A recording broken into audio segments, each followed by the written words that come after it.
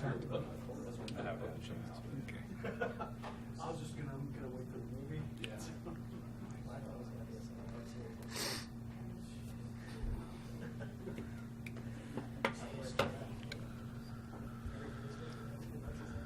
Yeah. When you fit up there. 1965 to 1968.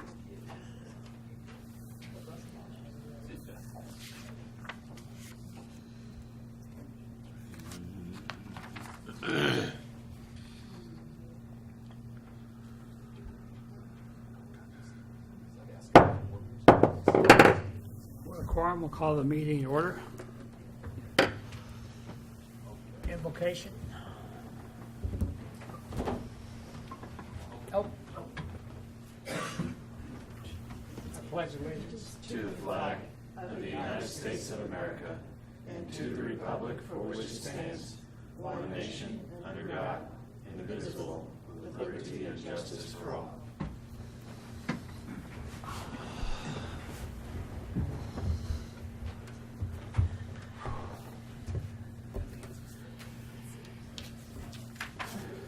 We do need to amend the agenda tonight to add an executive session at the end, and it'll be for non-elected personnel. I believe that you have the motion for that at your tables. Is that right? Okay, perfect. Thank you. Thank you. Okay, we'll start off with approval of minutes for the May 16th, 2018 meeting. I'd move to approve the minutes of the May 16th, 2018 meeting. I have a motion by Chuck. I'll to- second. And a second. Do I have any further discussion? All in favor say aye. Aye. Opposed, same sign. Motion passes. Financial matters, appropriation ordinance number 10.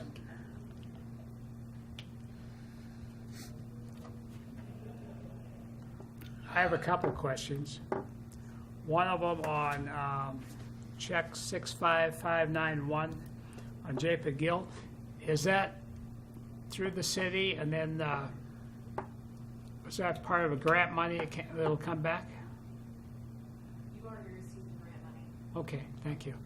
And the other one I have on check 65603, I'm curious, what is cancer reducing wipes? That may be something I need to buy. It's a new thing that they're asking the firefighters to start doing after our going to smoke-filled environment coming out to help reduce the risk of cancer on our necks. It's an immediate way to decontaminate ourselves after that in our bunker gear.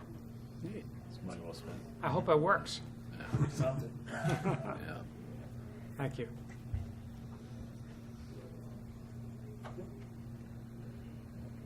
I'll move to approve the appropriation ordinance number 10.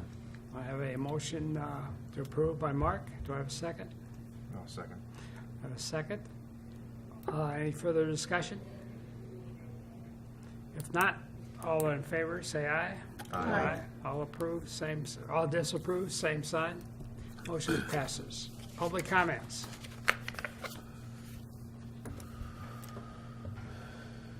With none, we'll move on to new business. Cloud Corp budget request.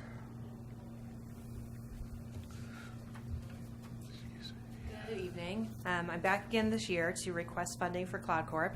We are requesting our usual amount, $55,000, with an additional $3,000 that's earmarked for small business development. Again, that $3,000 is you used to pay $14,000 each, the city and the county, for small business development services. Our person who was handling that then went and privatized, and it does an exclusive contract with us, and so we're able to get that at a cheaper rate. And that provides all of the seminars and then the one-on-one small business counseling to help people write business plans. So that's what that additional $3,000 is for. In this packet, you received a 2018 director list, a copy of our 2018 budget, and then a brief overview of our projects from last year. So do you have any questions for me? We're very pleased to provide these services, and thank you for your commitment to Cloud Corp and the things that we do. While I have you as an audience, We have strategic doing coming up on July 11th. Cloud Court partners with Community Foundation to put this on. It's with the $100,000 that Dane G. Hansen gives us now. They give priority to projects that go through strategic doing. So if you or anyone you know is planning on doing a project, they need to go through this process. But it's a really good opportunity for you to be there. We would like people to stop working in silos on separate projects and let the entire community know kind of what they're up to so we can prioritize things better. So please come. Thank you. Thank you, Ashley. Next up, Frank Carlson Library budget request. Hi, I'm Denise DeRoche for Reynolds, and I'm the director of the Frank Carlson Library. And I see some new faces here, so I think what I would like to begin with is to give you all a bookmark. And the bookmark tells a few fun facts about our library. So let me make sure everybody's got a Thank you. bookmark. Thank you. Thank you. Thank you. Uh-huh. Christie, Thank you, Denise. make sure you all have bookmarks also, and let me put this over here.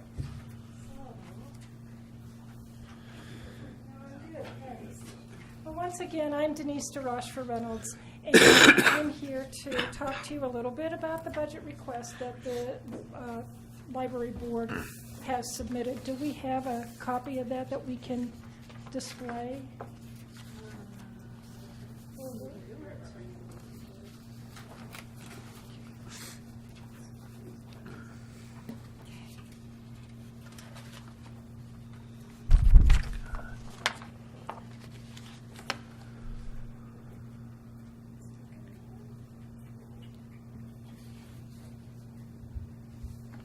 Well, while they're getting the budget projected here, I just want to give you a little overview of the library.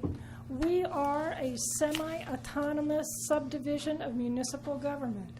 So two of the most important things that the city does for us is you appoint our library board of trustees and you levy funding for us. Those are two very important things.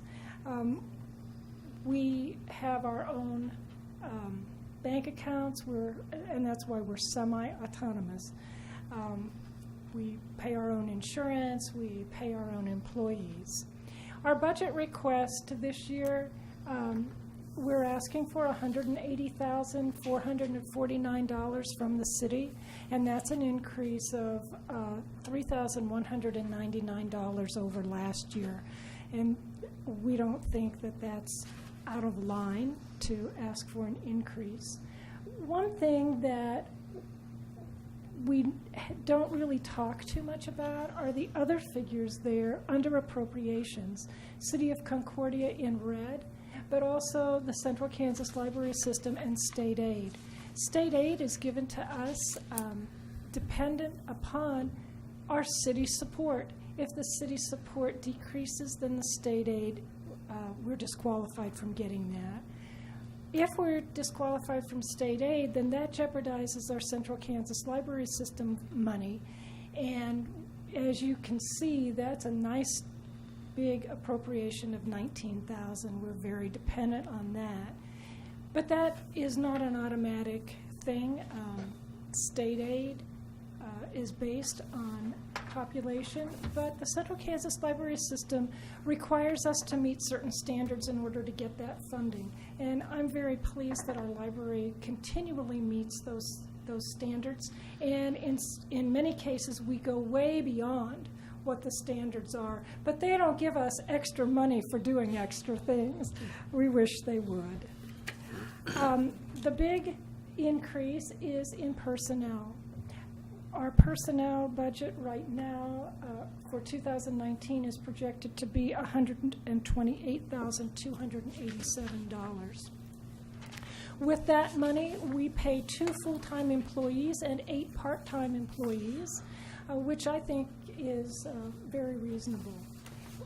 From that figure, then, we calculate out our benefit fund, which is a separate request that we make every year so that we can pay benefits. State law provides for this on behalf of libraries to get a separate fund for benefits, and it's only used for benefits.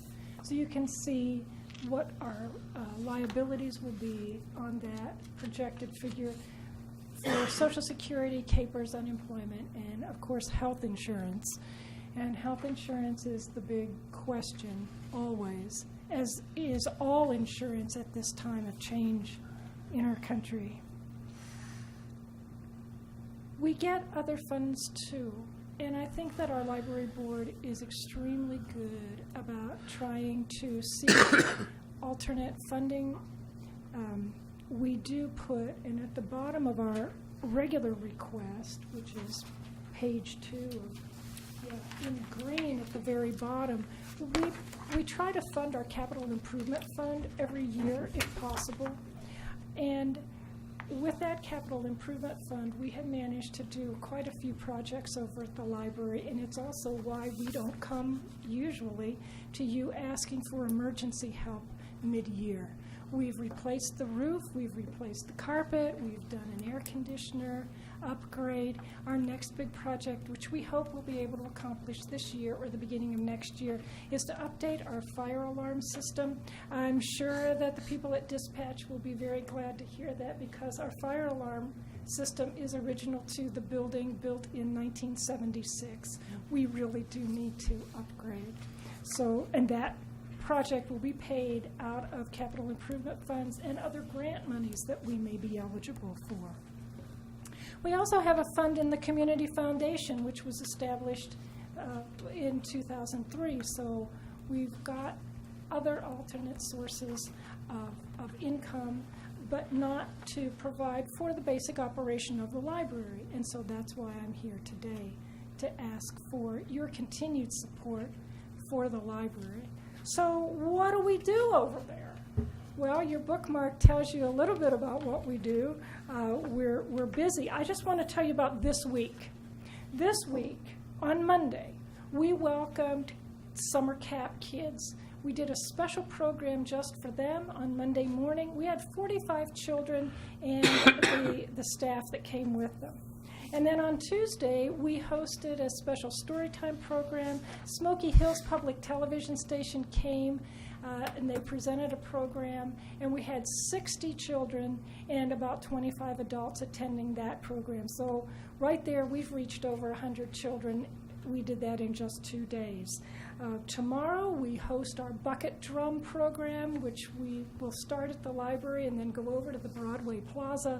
And we don't know how many kids might come for that, but we hope there's enough to make a really, really loud noise. We're excited about that. Our summer reading program is very well attended.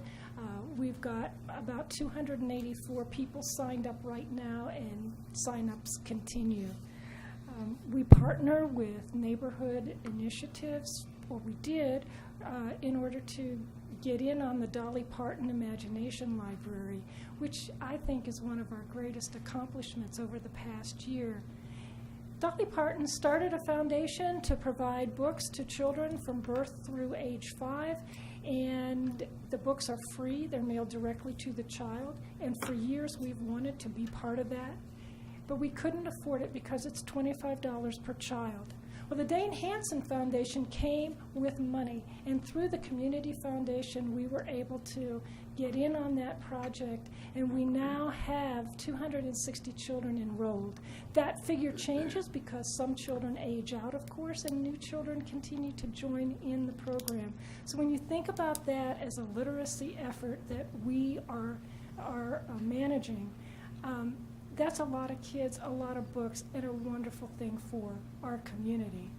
We reach out-of-school adults with programs throughout the year, everything from World War I commemorations to our most recent one, which was a financial planning basics workshop. We had about 8 people come to that in person, and about 50 watched it as it was streamed live.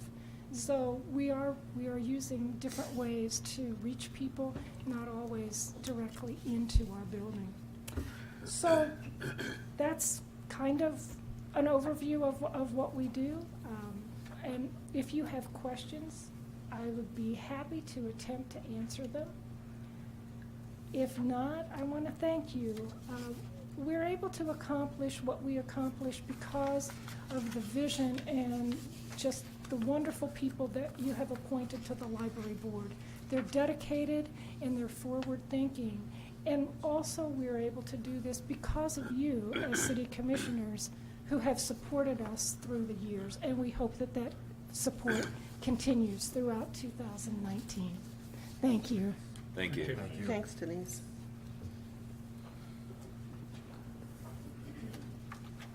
Next up, Cloud Village budget request.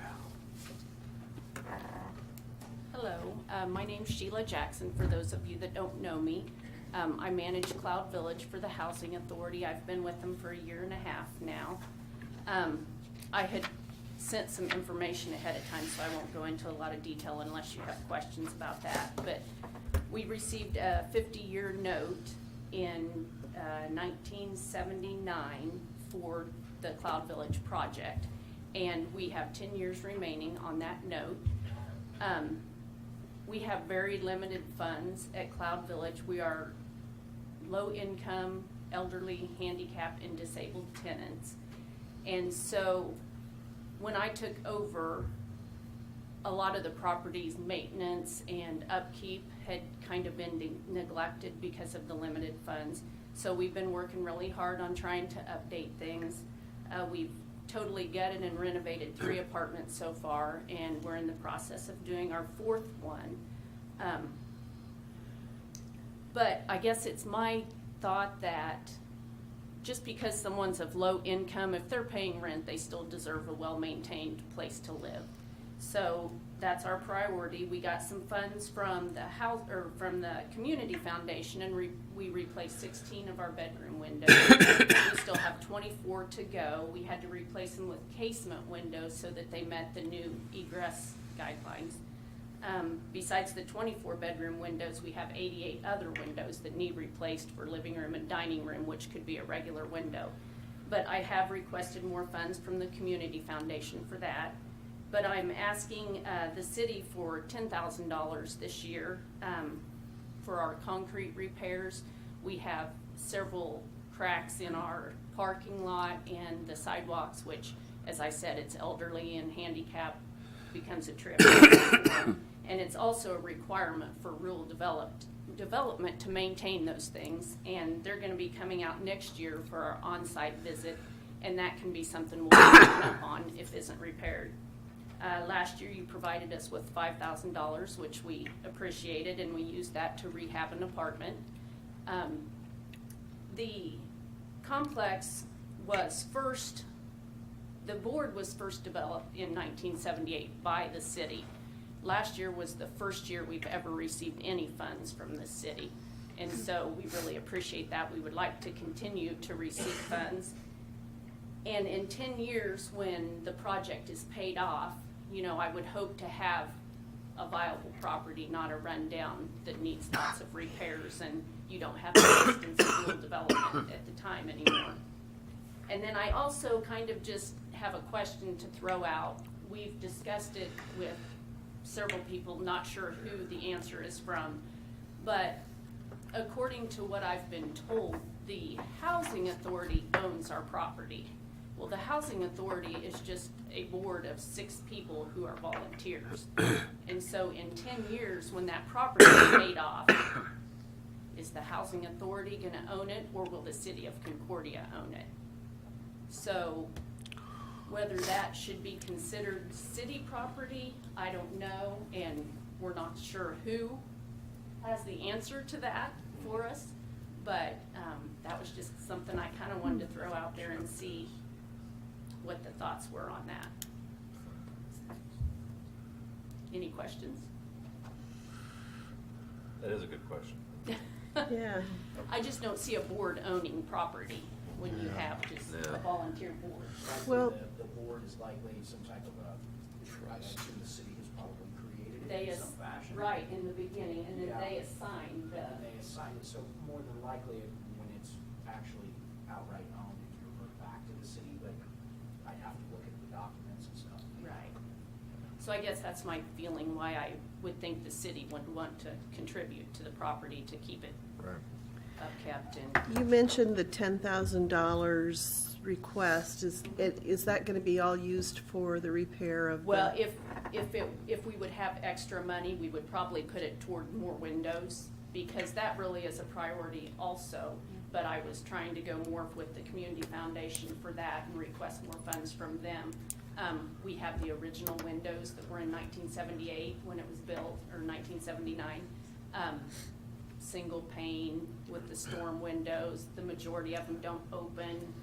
So safety issues, they really need to be addressed. And so that's kind of our priority, but I was working on another option for that. But any money we would have left, we would go toward windows. And I am trying a couple other grants that I'm trying to look into for some funds, but.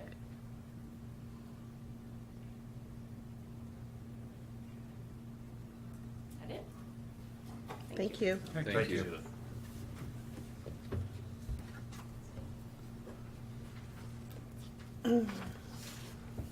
Well, number 20, motor purchase. This is for approval of work that's already done. Went in one morning and the pump motor had died. So I got a hold of Lane. They got me a quote that day, and they wanted to come and fix it the day after. So I didn't really want to tell them to wait, because we would have went back on their list, and they had the motor in stock. So it was just a matter of coming up and pulling it and put a new one in. And it was up and going the next day. So using 3 wells right now, averaging 850,000 gallons a day is what the city's using. Having capabilities of turning on one more well, so it'll be another 400,000. Those are the ones, the wells east of town are the ones that are on the junior rights. So those are the ones I wanted to keep from having to use, just so I can get this one going. I'll use those in July and August. I have a question. Yep. And this is not a criticism, it's just for my own knowledge. Is Lane the company that usually works on it, or are there other places that do it that we go out and get bids for, or was it an emergency? I mean, We've used Lane Christensen for years and years and years, as long as I've been here. They have exclusivity, and Concordia, that's all of our pumps are from Lane. okay. Got a pretty good relationship with them. They do a great job for us. They're real responsive, obviously. Yes. Okay. There's a 1-year warranty on the motor that they put in. I got 11 years out of the other one that they took out, so. And it's a daily pumper. What is the average age of our other pumps? In the past, when I wasn't in here, we were trying to go on a rotation every 5 to 7 years, rehabbing a well, and it's in the budget every year to do that. And you know, if it ain't broke, don't fix it. Right. So.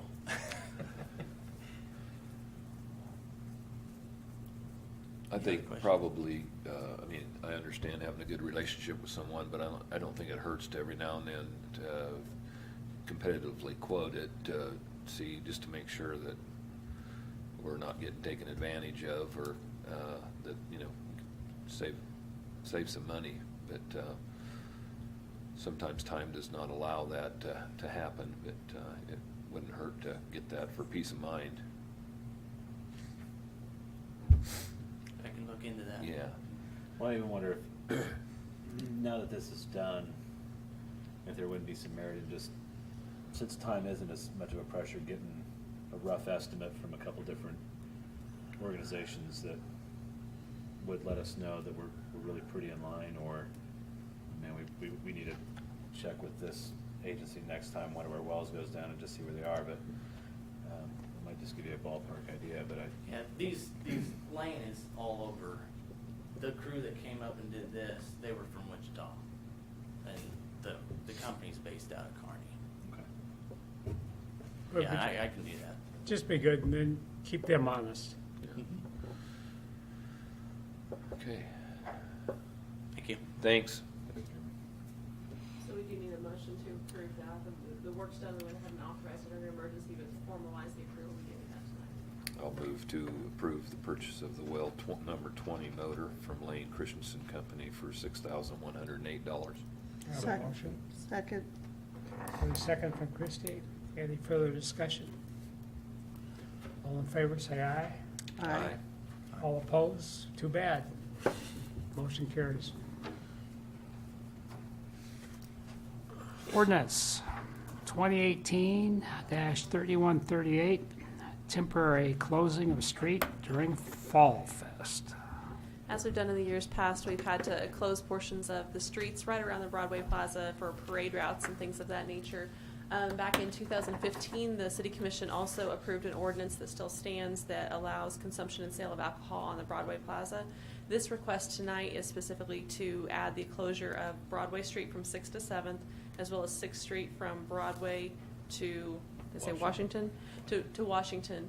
And then that would create additional area and additional space for folks to gather and move around for additional sale and consumption of alcohol. So the thought process here with the Fall Fest Committee was, instead of setting up vendors in Broadway Plaza, having them do a second setup or paying somebody to set that up there, they could, Easy G's, Gambinos, and Heavies could all go ahead and sell the alcohol from their space. People could walk out into that area with them, get to the Broadway Plaza where the music's going to be playing, and it just creates a more common flow for everybody, keeps people in downtown a little bit longer during that evening festivity.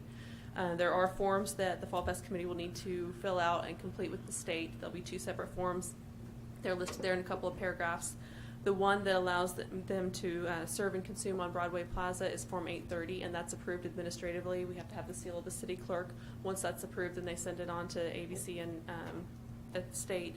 And then we'll also need to fill out another form, ABC 817, showing this ordinance that would specifically close these 2 blocks of the streets for a specific time frame purpose, and send that into the state as well to allow that to happen. So the state has ultimate approval, but we can't serve and consume within those 2 blocks of the street unless this ordinance is passed. So did I catch everything, Ashley? All right. So do you have any questions? Yeah, at this how do point? we control people just bringing in their own alcohol? We have to have the area barricaded, and it will be up to those who, trying to think, are we having officers work at it? We'll have the folks who are selling work at it, but really there's not a whole lot of control. It's a large part of an honor system. Our goal is really to encourage people to go into those businesses and purchase from there. Isn't there somewhere there, maybe I'm wrong, that you go in like the Easy G's, they can put it in one of their containers, but it has to be their name on it? We talked about that. That's the common consumption area, and the Fall Fest Committee decided they did not want to go that route, and I cannot remember the reason why. Do you remember, Ashley? It's more of a long-term solution to use it multiple times. So we thought that was originally what we should do, but when we called the ABC, they said, no, this is a one-time use, and it accomplishes all the goals that you want without having the $200 fee. And without having to have the companies purchase special cups. They can if they want to, but you don't have to purchase the special cups. And really, this does allow for sale and consumption, so there's a lot of control. We really wanted to change to this because it was a lot less burdensome on businesses. And they actually came to us, clients with the other folks selling, because they could kind of partake in the action instead of what we had been doing, which was closing down Broadway Plaza and only one seller, and it was the Chamber of Commerce. And so This would allow the Chamber of Commerce not to have to compete against our existing businesses. The Chamber is there to support our businesses. We don't want to compete against them. So vendors outside of that, like say Jitters and Puertos and They could Broadway or whatever, they could, They could get another license and they could come in and they could set up in the plaza. There's another form that they would have to fill out with the state. Because we already had the ordinance in place that allows sale and consumption in the plaza, they could go get that separate form from the state and sell at the plaza. What about just expanding the street closure to include those blocks? We could do that as well, but we talked with those businesses too, and in the past, they haven't stayed open as long to want to participate. I can't remember what. Yeah, last year Jitters actually closed that night, and we've talked to them, they don't want to participate in it this year, just, I don't know why. Legion, we talked to Legion, and interest, so we thought we'd keep as much parking available downtown as possible. So who's going to take part in it besides ZCGs? Heavies and Gambinos. Okay. I like the idea. It just controlling from people just bringing in their own. Right. We do have typically enhanced police presence during Fall Fest. And so what we will ask of them that night is that they're patrolling as they normally do, but what we'll ask them to look at is out and about. You know, people have coolers. Just discourage the use of coolers and bringing in drinks. The whole goal is to improve business downtown during Fall Fest. Okay. I think one thing we could help in that sense too is we could do wristbands if we absolutely needed to, some bright colored wristbands which could differentiate, somebody from bringing in their own alcohol or not. And I was gonna say something else, but I forgot. But I think that would help. I like that And that would idea. be Plus, you'd have the age Yeah, group you'd too, be able because to otherwise you could control have age. kids coming in with the alcohol, and it's hard to control. I think another way to help control that is I would have to check, but we have very, very few cans that we sell, and I think the same way with heavies, and I know Gambino's doesn't sell very many cans either, so I would think that would be the majority of what people would try to bring in. And it's definitely a possibility. It's probably gonna happen. But even if the cans, if they bought it, couldn't you just pour it into a cup? I mean, any cup, and then eliminate snow cans out there? Yeah, we could definitely go to one cup for all three businesses. If we wanted to go try to find, one solo cup that was some odd color that people couldn't find at Walmart or something. I guess I would have more of a concern with a bunch of people having bottles out on the street and stuff.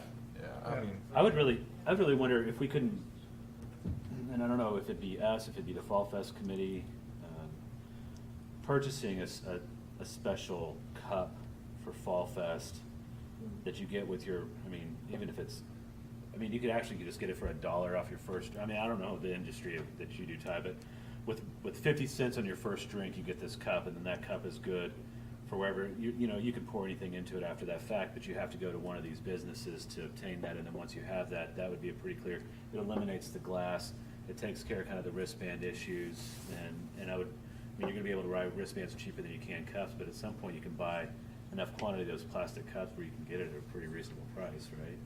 Yeah, I think that would be a great idea. We can take that to the Fall Fest committee and see what they say.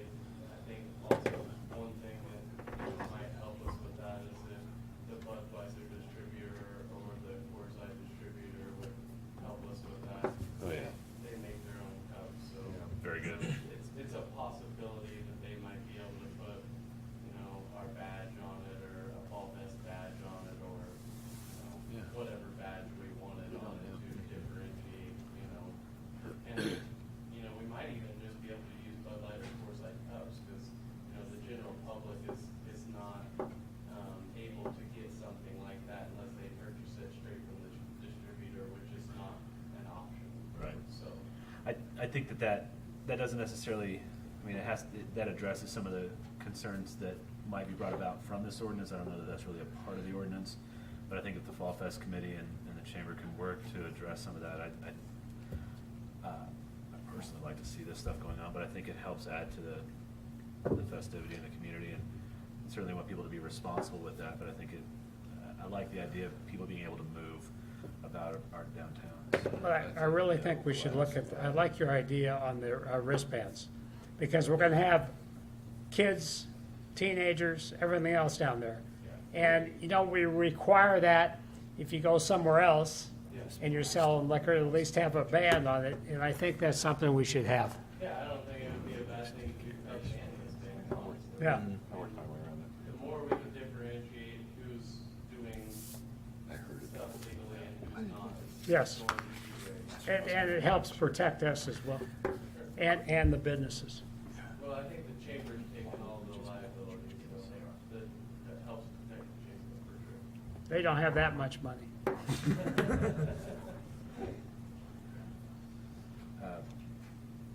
I would move to approve ordinance 2018-3138. I have a motion by Chuck. Do I have a second? Second. Keaton seconds. Any further discussion? If not, all in favor say aye. Aye. All opposed, same sign. Motion passes. Thank you.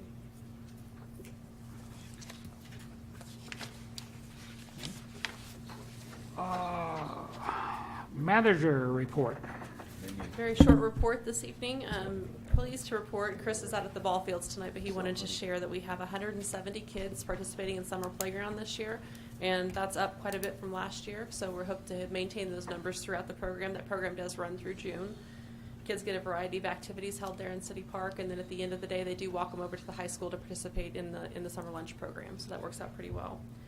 We also received word that the insurance claim was paid for the pump house roof, so we are only on the hook for the $2,500 deductible, but the insurance covered the remainder. So work's beginning now to repair that roof.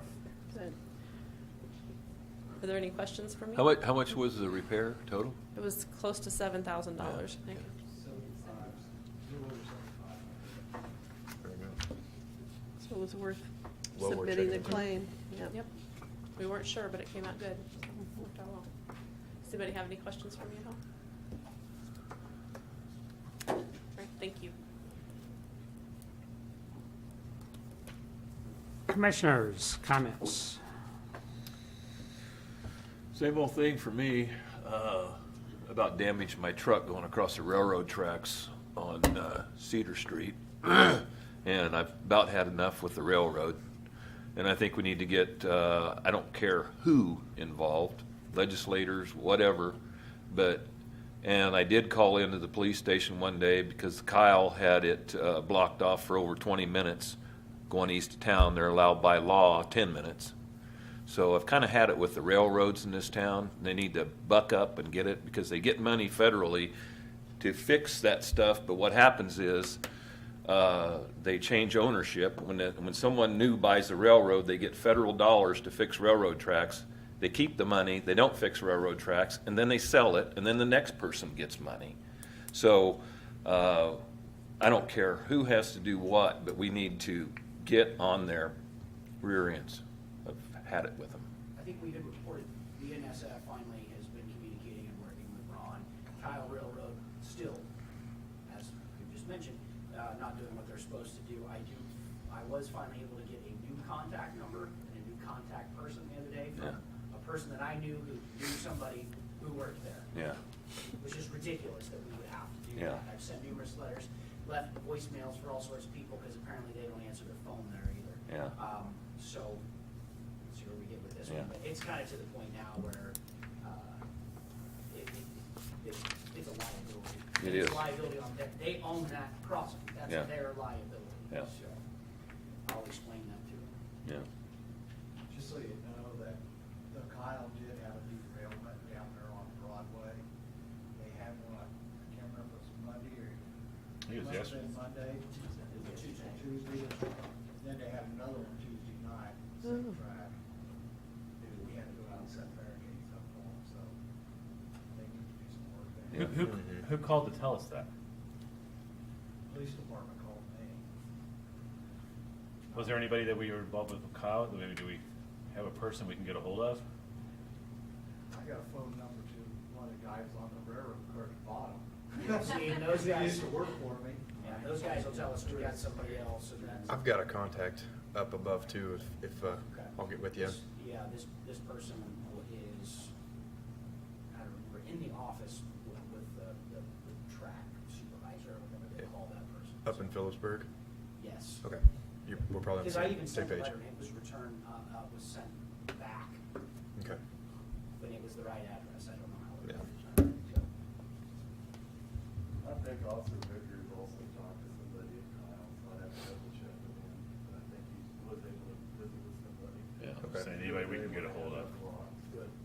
And damage is one thing, but I really have a problem if emergency vehicles need to get someplace and you got somebody sitting there for 20 minutes blocking 5 or 6 ways to get to the other side of town. We just got a request from Kyle to teach a CPR class for them. then that's where I'll. Don't answer them. That's where I'll go. I'll wait at CPR class. There's all the letters I've mailed you, and we're gonna chat first. You'll probably get better response out of Annie than you will Kyle. Yeah, no kidding, That's all I have to complain about. I'm sorry. No, I think it's a valid concern. The comment that I had, was driving across town Saturday morning, and was really thrilled to look at car tags parked along 11th Street. I really don't even know that I saw many tags that had CD on them. Most of them Nebraska, Clay. Saw several more from out of state. You know, I know that our pool is not a money generator, but it's nice to be able to see that many out of state, out of town folks coming to Concordia, seeing what we've got going on here, participating in the swim meet. It was really impressive to me just how many non-local cars were there, and I think that's I'm hearing a lot of good things about kids enjoying the slide, and just a good opportunity for us to showcase the town. Also want to commend the city workers for getting the cemeteries taken care of. I know there was some Facebook rumblings, which I take to heart, take very seriously. But a lot of these were concerns for like on Tuesday and Wednesday night, and I thought as well, if we have the cemetery ready by Wednesday night, by the time Saturday, Sunday gets around, it's going to be shot. So I think by the time Memorial Day weekend rolled around, the parks looked good. The cemetery was pretty sharp. I really appreciate all the hard work that everyone put into in getting the town ready for anybody that would be here anyway, but for folks coming to town. So appreciate all your hard work. That's my piece. Okay. A couple of things on the pool. I've been approached by a couple of people, and I don't know if there's anything we can do with the kid slide. When the break comes, the one that's at like 3 o'clock, there's a lot of older kids that like to go in and join the young tots and go down the slide. That by the time their feet hit the bottom, their head's still sticking out the stairs side. If there's a way of eliminating that, that would be great. That actually was addressed, and Ron might be able to talk. I was talking to Annie about some issues with the signage, and she addressed that very first day that was going on. Yeah. And we had a kid who smacked his tailbone pretty good, and parent was like, "Well, come on, man, you should have known better." And I know she's been watching that because she had some questions on what she could and couldn't do. Okay. And I did let her know that she could tell people to follow the rules or ask them to leave. So. She's asking them to come in with a parent or guardian now. Okay. So if there's bigger kids, they gotta go get their parents to go in there, and if the parents ain't there, they can't come in there. Okay. So that's how we're kinda regulating it now. Perfect. Also, I've had a couple of older adults approach me about having a noon swim during the week. A lot of times they're busy at the weekend and aren't able to come in during the week, during the work week. There is a noon swim from 12 to 12:50 every day. It's every day? Every day, Monday through Friday. Okay. When it is. Okay, perfect. And then do we have, is there one on the weekend? Is there one on like Saturday or? Just Monday through Friday. Okay. Have they thought about, or is it possible throwing in on a weekend for those that might be able to get in on the weekend, but? I think right now where we're at is we've maxed out our guards availability. It's the and guards? hours. Yeah. Okay, Yeah. okay. If we can find a way, especially for this next year, to drum up a few more guards who are interested in lifeguarding and working a few more hours, that would help us to be able to expand hours. Okay. Our world traveler, any comments? No, I don't have anything to contribute tonight. I'm sorry. Have a slideshow or anything? I could do that. I'd just like to officially thank the people who put on the orphan train for the weekend. They really did a good job. And, the orphan train, although it does a lot for Concordia, is really a good history lesson on what the kids had to go through. Putting on a train, not knowing where they're going, not knowing what's going to end up with them. And those are stories that need to be told, and that's what they did this weekend. I think that was good. As far as the pool, my hats are off to the lifeguards. They're really doing a good job keeping control of the kids going up and making sure their safety. I mean, one at a time goes up, and they're doing it in such a way that the kids are still having fun. And then also, I see the streets are starting to get patched up, and this is besides the main work that we're having done on College Drive, and I think that's really good. And something that we need, and we just got to keep focusing on. Do a good job. Thank you. Staff comments.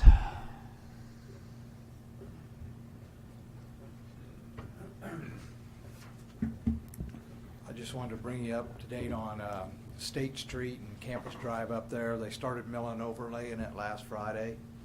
Got that all done, and then they went in Monday and they started working on the college parking lots, and they got all them finished up today.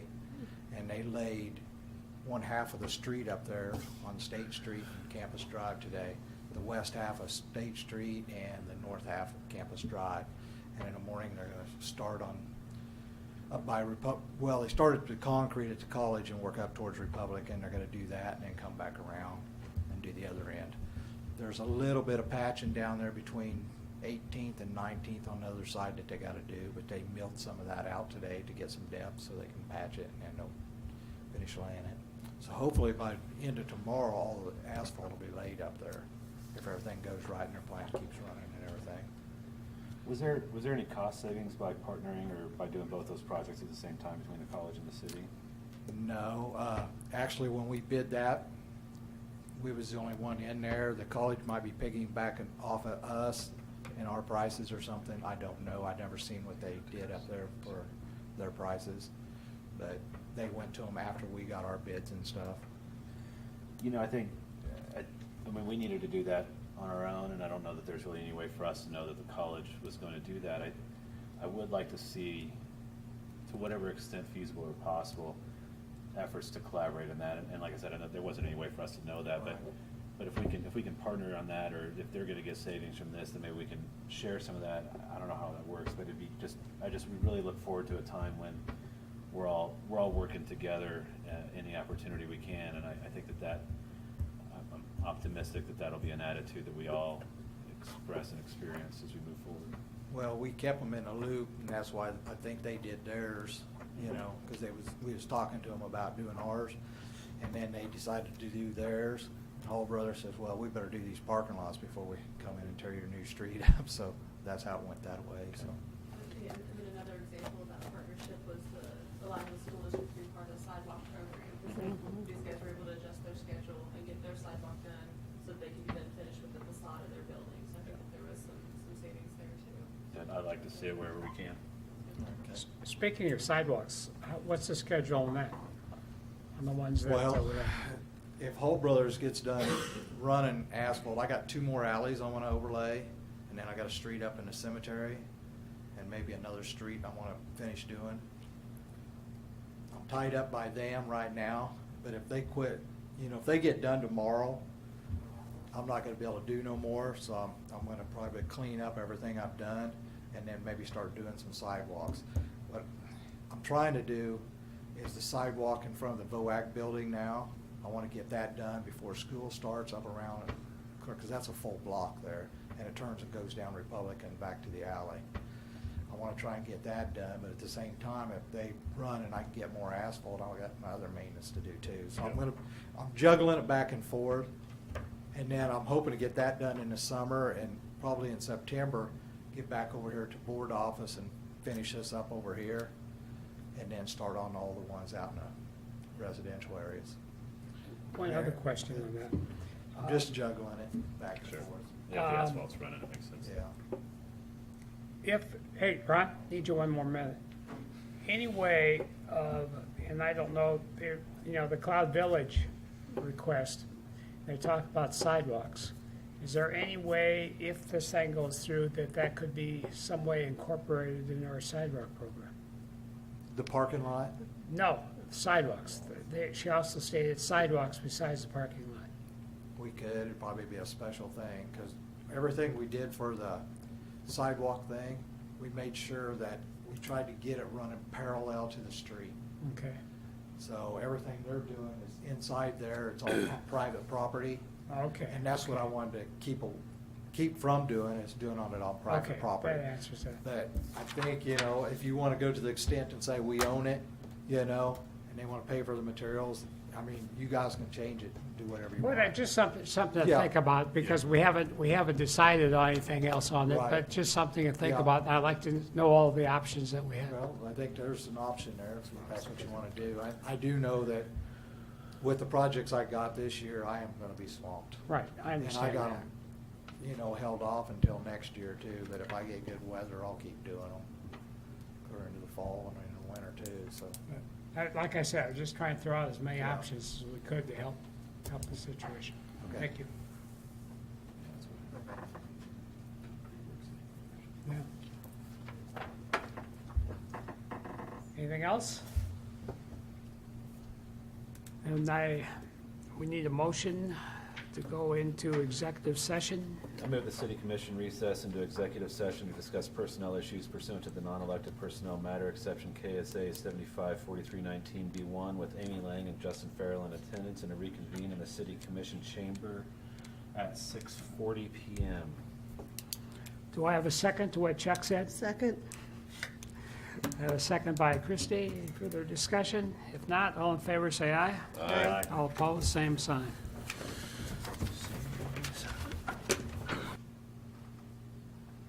Adjourn. I have a motion to adjourn. I'll Do second. I have a second? I have a second by Mark. Any further discussion? If not, all in favor say aye. Aye. All opposed, same sign.